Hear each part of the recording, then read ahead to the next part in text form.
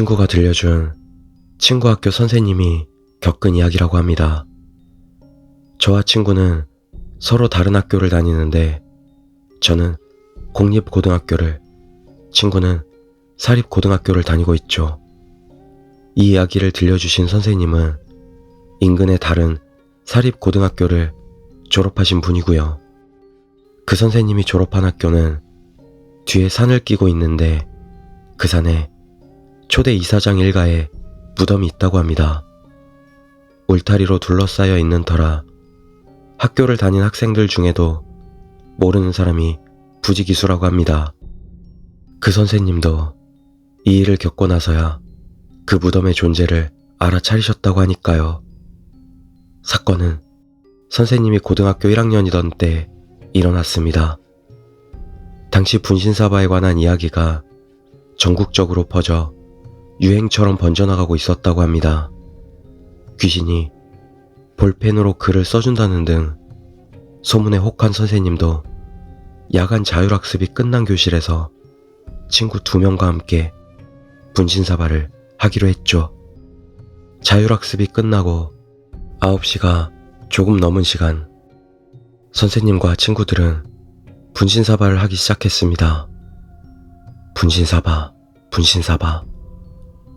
주문을 다 외우고 나서 살짝 쥐는 정도의 힘만 주고 펜을 놓았습니다. 오셨나요? 펜은 서서히 움직이더니 동그라미를 그렸습니다. 당신은 죽었나요? 이 질문에도 펜은 원을 그렸습니다. 이때까지만 해도 선생님은 이것이 진짜라고는 생각하지 못했다고 합니다.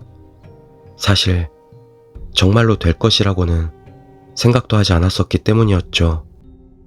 분신사바를 직접 하고 있는 2사람과 옆에서 보고 있는 다른 친구마저 겁에 질려 있었지만 동시에 묘한 호기심이 생기더랍니다. 그래서 그 귀신의 이름을 물어보기로 했죠. 당신의 이름은 무엇인가요? 임영이라는 이름이었습니다. 나이는 몇 살인가요? 18살. 선생님과 친구들은 살짝 오싹함을 느꼈지만 호기심에 이것저것을 물어보고 질린다 싶을 즈음 분신사바를 끝냈다고 합니다. 다만 종이를 태우거나 이런 것은 하지 않고 그냥 펜을 놓은 채 집으로 돌아갔다고 하네요. 그리고 며칠이 지났을 무렵이었다고 합니다.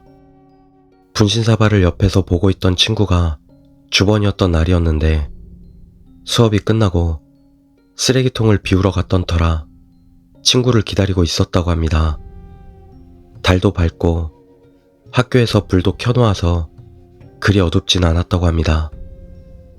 야, 빨리 와! 선생님과 친구는 창가에 기대어 친구에게 소리를 지르고 있었다고 합니다.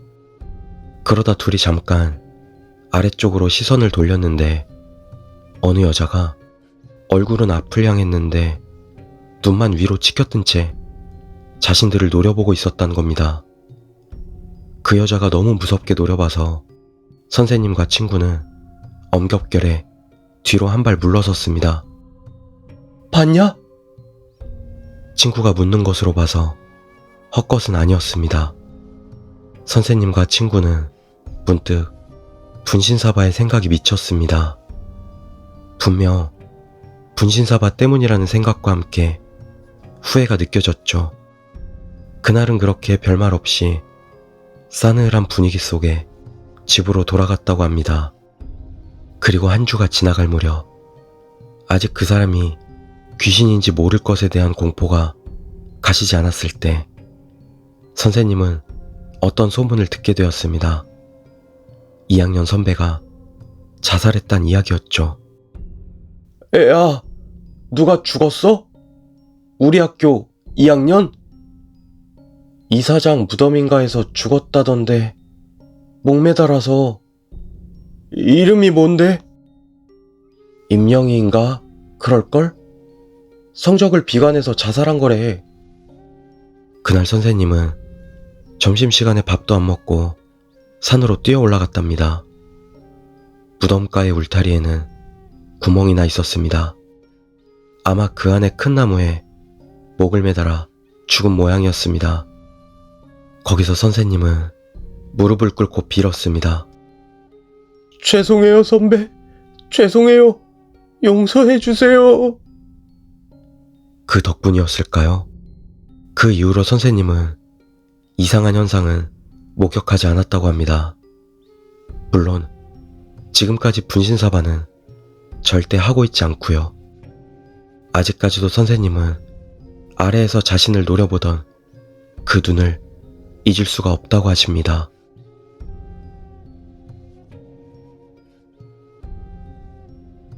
두 번째 이야기, 자살한 자의 영혼. 이 이야기는 제가 초등학교 4학년이었던 2007년에 있었던 일입니다. 저는 저녁을 먹고 양치질을 하고 있었습니다. 화장실의 문을 살짝 열어두었는데 그 틈이 거울에 비치기 때문에 누가 방 앞을 지나가는지 볼 수 있었습니다. 그런데 순간 누군가가 부엌으로 지나가는 것이 거울에 스쳐 보였습니다. 대략 155cm 정도의 작은 키에 머리가 조금 긴 남자의 모습이었습니다. 순간 오싹한 느낌이 전신을 휩싸 화장실에서 얼굴만 빼꼼히 내밀고 부모님께 방금 부엌으로 가셨냐고 여쭤보았습니다. 하지만 두 분은 거실에서 TV를 보고 계셨고 둘 중 어느 분도 움직이지 않았다는 것입니다. 저희 부모님이 제게 거짓말을 하실 이유가 없었던지라 좀 이상하다 싶었지만 그때는 그냥 그렇게 지나갔습니다. 하지만 그 이후에도 소름 끼치도록 비슷한 일이 계속 일어났습니다. 확실히 기억은 나지 않지만 그런 일이 약 한 달가량 계속되었던 것은 확실합니다.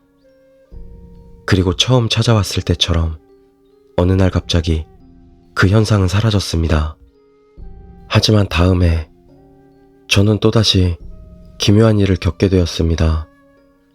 한창 기말고사 시험 준비를 하느라 학원에서 보충 수업을 듣고 집에 돌아오고 있었습니다. 당시 저희 부모님은 일 때문에 집에 들어오는 시간이 비정기적이셨고 늦게 돌아오시는 일도 잦았습니다. 그날도 보충 수업이 있었기 때문에 집에 도착할 쯤에는 이미 시계는 9시 30분을 가리키고 있었습니다. 그런데 그날따라 엘리베이터의 문이 너무 늦게 열려서 무언가 불안감이 들기 시작했습니다. 그리고 집 앞에 도착했는데 집 문이 잠겨 있었습니다. 저는 오늘도 늦게 들어오시나?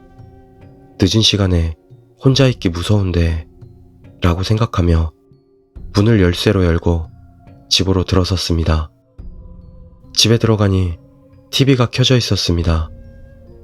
저희 아버지는 자주 문을 잠그지 않으시거나 TV를 켜놓고 나가시곤 하시기 때문에 또 TV 켜놓고 가셨네 라고 생각하며 화장실로 가서 손을 씻으려는데 어떤 남자가 침대에 누워 TV를 보는 것이 눈에 들어왔습니다. 아버지라고 생각했지만 아버지보다 키가 작은 것 같은 느낌이 계속 들었습니다. 그리고 화장실에서 나와보니 그 남자는 온데간데 없이 사라져버렸습니다.